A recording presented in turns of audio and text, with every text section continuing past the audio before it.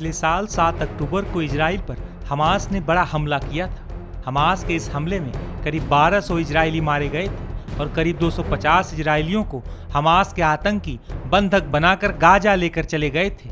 Hamas के इस हमले ने पूरे इजराइल को दहला कर रख दिया था।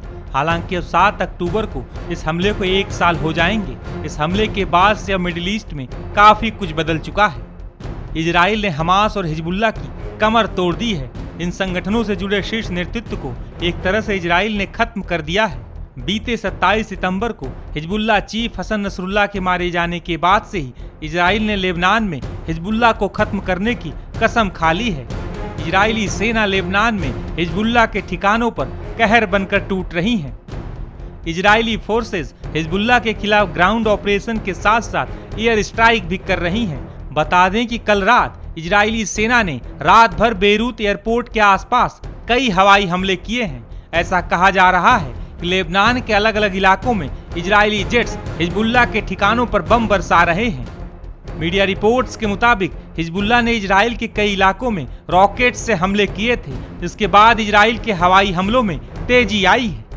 जैसे अयतुल्लाह ख़ुमैनी जो सुप्रीम लीडर हैं ईरान के, उनका जो सरमन भाषण बड़ा खत्म हुआ, लग रहा है कि हिजबुल्लाह ने कुछ रॉकेट्स चला दिए इजराइल में, दक्षिण इजराइल में उन्होंने रॉकेट चला दिए।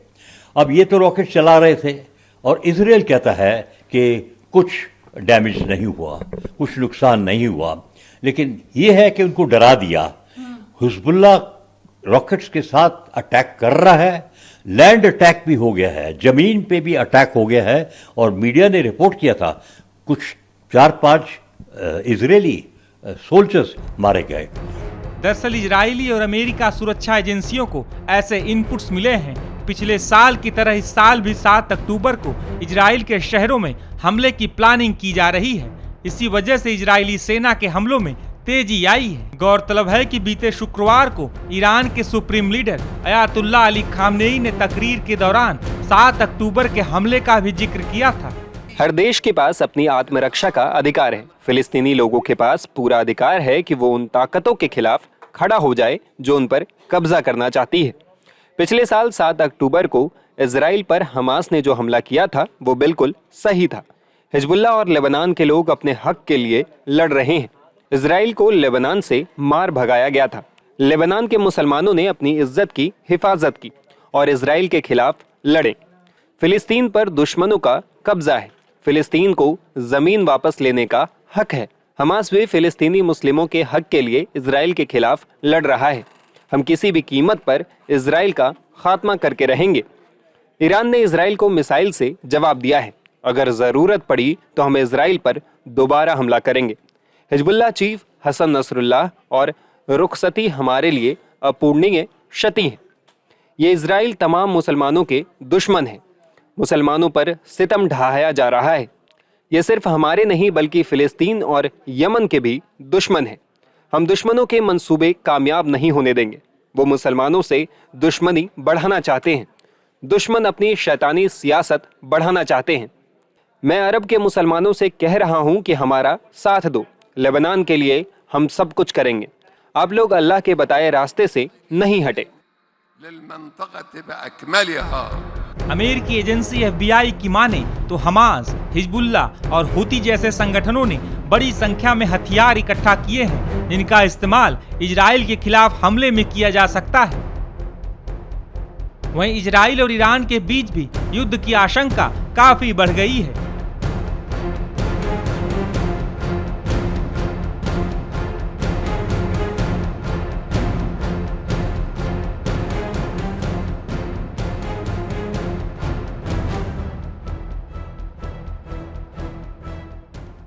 ये दुनिया में दुविधा है। जिसको वो फ्रीडम फाइटर कहते हैं हम उसको टेररिस्ट कहते हैं, और जिसको हम फ्रीडम फाइटर कहते हैं दूसरा उसको टेररिस्ट कहता है। तो मिडिल ईस्ट की वर्ल्ड में ये हम क्लासिक देख रहे हैं। ईरान तो कहेगा ही ना फ्रीडम फाइटर है नसरुल्लाह, और जो भी हम कर रहे हैं हम सही चीज कर रहे हैं, और वो तो दूसरा साइड है जो कि आतंकी है। इजराइल कहता है and rightfully also many cases में कि ये आतंक कर रहे हैं, और इजराइल हम जो कर रहे हैं हम फ्रीडम और लिबर्टी के लिए फाइट कर रहे हैं। तो ये क्लासिक डिवाइड रहेगी, that is one. Second, Iran का ये कहना और ये भी समझ आता है क्योंकि ईरान और इजराइल की एक दूसरे की दुश्मनी इतनी बढ़ चुकी है कि दोनों एक दूसरे का एंड देखने की तरफ चल रहे हैं।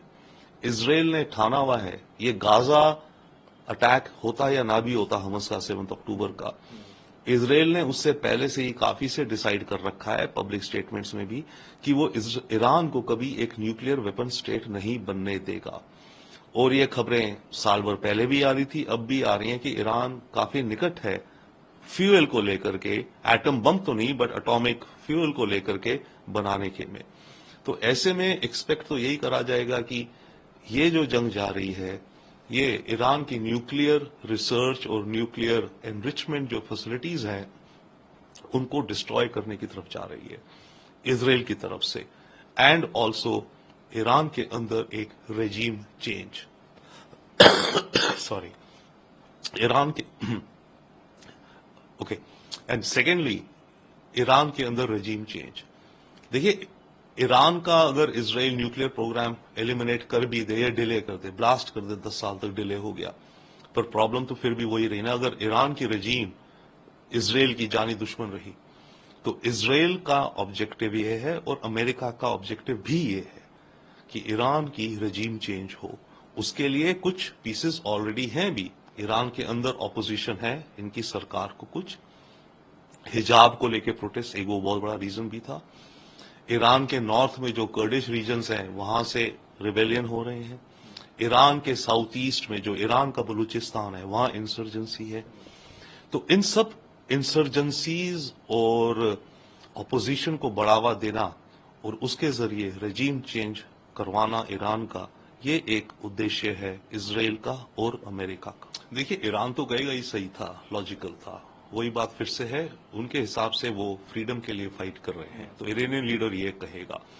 सेकेंडली इरानियन लीडर ने आज जो कहा खमेनी ने कि अरब देश और सब मुसलमान इकट्ठे हो जाने चाहिए, इसमें खतरा ये है अरब देश तो आएंगे नहीं। देखिए सरकारें जो हैं, जो मोनार्कीज हैं, डिक्टेटरशिप्स हैं, सरकारें नहीं आएंगी ईरान के साथ, पर खतरा यह है इन देशों की अगर पब्लिक इमोशनल हो जाए पैलेस्टीनियन कॉज को लेकर के, या फिर ईरान जो मुस्लिम कॉज ले रहा है कह रहा है उसको लेकर के, अगर ये पब्लिक्स इन अरब देशों में गुस्से में आ जाए, इमोशन में आ जाए, सड़कों पे आ जाए, खतरा यह है कि तब तख्ता पलट हो सकते हैं कुछ एस्टैब्लिश्ड मोनार्की डिक्टेटर्स के, Saudi Arab, Egypt, Jordan, Arab Emirates.